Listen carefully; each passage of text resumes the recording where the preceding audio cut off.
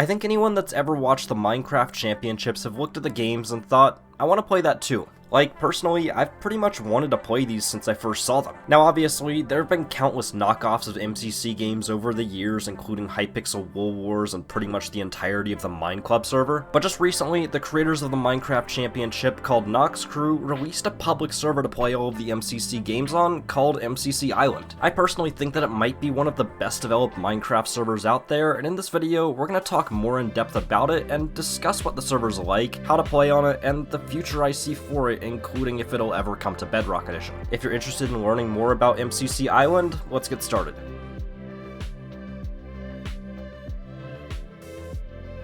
First impressions are everything for a Minecraft server, and when I first logged on to MCC Island, I was definitely not disappointed. You see, I mainly play Bedrock Edition, and most of the big servers that we have on there already have custom UI, custom models, and all of that sort of stuff, and for a Bedrock player playing on a lot of Java servers, parts of it almost seem behind in a way. That was most definitely not the case for my initial reaction to MCC Island though, because from my point of view, this server does everything that most Bedrock servers do well, but maybe even better. But enough of the comparison for now. What can you actually do and play on the server? Well, for starters, they've got 4 of the games that you'd see in MCC, which are To Get to the Other Side, Battle Box, Sky Battle, and Hole in the Wall. These games aren't exact replicas of the MCC versions though, so let's talk about them a little bit. First up, we've got To Get to the Other Side. The main premise of this game is to complete whatever course MCC puts in front of you before everyone else in the game can. There's a variety of different courses that you can get, ranging from bridging to parkour to even a death run style course. And oh, I forgot to mention, PvP is also enabled on all of these. You can punch people to mess up their movement or even just hit them off the map, and that's kind of what makes this game competitive. You can punch someone to try and give yourself an advantage, but if you pick a fight with someone that you can't beat, then it might also end up backfiring on you.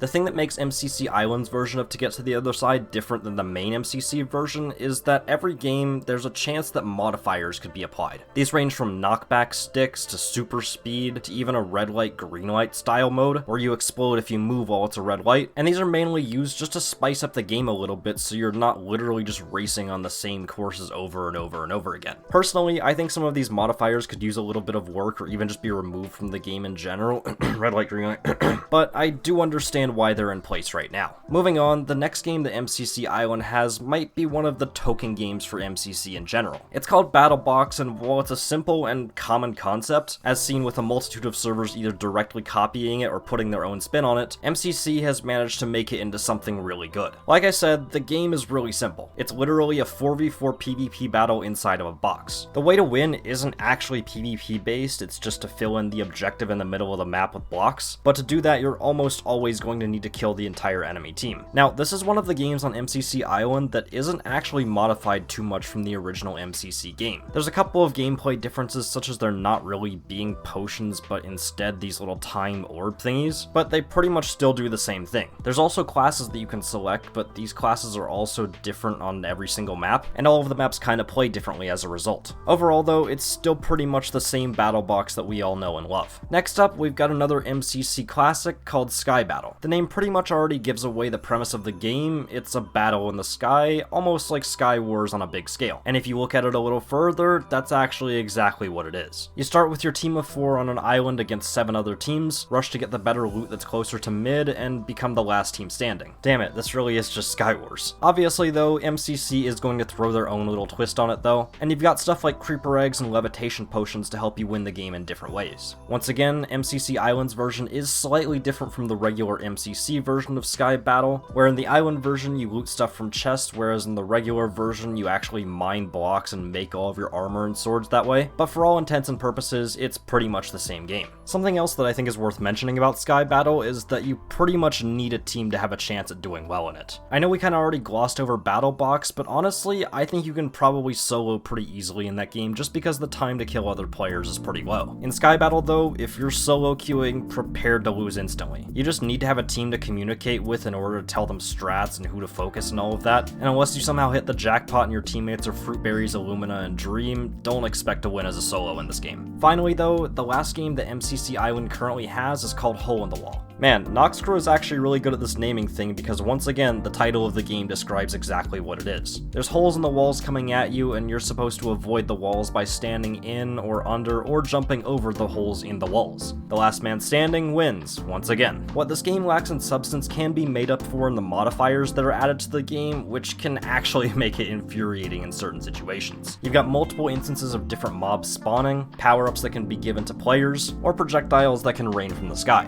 Basically, while this game looks simple on paper and in viewing, it can actually get kinda complicated under the stress of everything happening at once. Some other things that I think are worth mentioning, MCC Island has leaned heavily into cosmetics, and there are so many that you can buy with in-game currency or collect from completing certain achievements. As a Bedrock player, I will admit that I've seen stuff like this, but I think this is sick to finally have on Java. Also, I didn't really talk too much about the hub earlier, but in all honesty, it's massive. There's so much that you can do and see in it, from shops to terrain to even a little bit of lore, I guess. There were some dudes in the first couple of days that decided to put on a bunch of yellow skins and terrorize everyone, and Noxcrew has literally decided to incorporate those players into their server by putting up wanted posters for them. If that's not good community management, I don't know what is. Also, a question that I think a lot of people have been wondering about, yes, you will encounter pros and actual MCC competitors on MCC Island. On my first day, I got destroyed by an entire team of them in Battle Box, and I will straight up say that they are better than you. Like, they've played these mini-games for hundreds of hours competitively, you are not allowed to say that they're bad at the game. So, you've seen all of what MCC Island has to offer, and now you want to try it for yourself. Well, I will say straight up that it's not that simple to join. You see, MCC Island is still in beta. The server being up right now was essentially still a big stress test and to make sure that stuff isn't too broken on release. They announced a beta testing program for the server at the beginning of August, and if you signed up for that, you had a chance to get an admission ticket to join the server. The issue is, quite a lot of people signed up for the beta and they've only got a limited amount of slots. However, Noxcrew also likes money, so they made it to where you can buy a ticket to join the server instead, and it's also considered a fast pass, which means that you have priority to join over all of the plebs that didn't pay. Now, I'm not gonna lie, I ended up spending way too much money on a rank that would let me join the server, and my copium was that I'd probably make it all back after I made a video and streamed on the server some. Obviously though, not everyone's gonna be able to buy a rank, but on the day that I was making this video, MCC Island actually announced that they have a system in place to where you can give your invite to someone else if you don't want it or have already bought a bundle, so maybe some people that are watching this and wanting to play could get it through that. Otherwise, you pretty much just gotta wait until the server fully releases for everyone. Now, something that I and a lot of other people have been wanting to talk about with MCC Island is the future of this server. Obviously, at the time of recording, we're less than a week into the server right now, and it's gonna be pretty hard to make any sort of guesses as to what it's actually going to be like in the future, but I know a question that I've been getting asked a lot is, will MCC Island ever come to Bedrock Edition? The short answer is no. A Noxcrew staff member has literally said on their forums that they're currently not planning or working on a Bedrock Edition of MCC Island. The long and very speculative answer, though, is maybe, somewhat in the far future. I talked about this a little bit in a different video that I made about featured servers in the past, and to sum it up, Noxcrew has a history of doing things on Bedrock. They've made countless different maps, and they've even put some MCC games like Grid Runners and Terra Swoop Force on Bedrock Edition. Obviously, they've got experience making things on Bedrock, but that doesn't necessarily mean that they're going to make a server. They could, but it's not likely. I also want to talk about the future of MCC Island in general, though. If you didn't know, starting up a server from essentially scratch is an extremely daunting task. You pretty much have to make players from other servers decide to play on your server as opposed to their main one, and then keep them there and keep them coming back.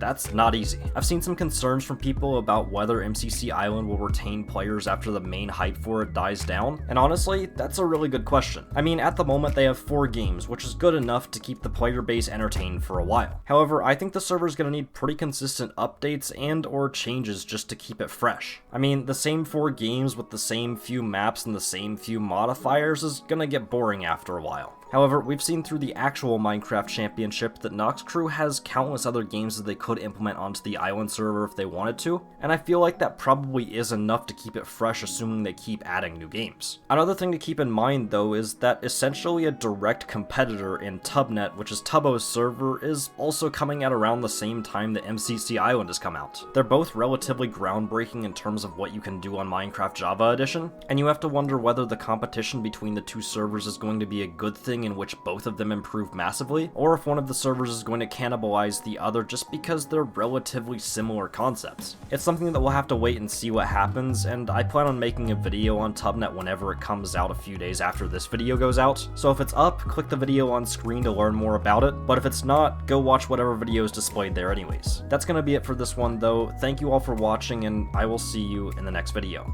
Peace out.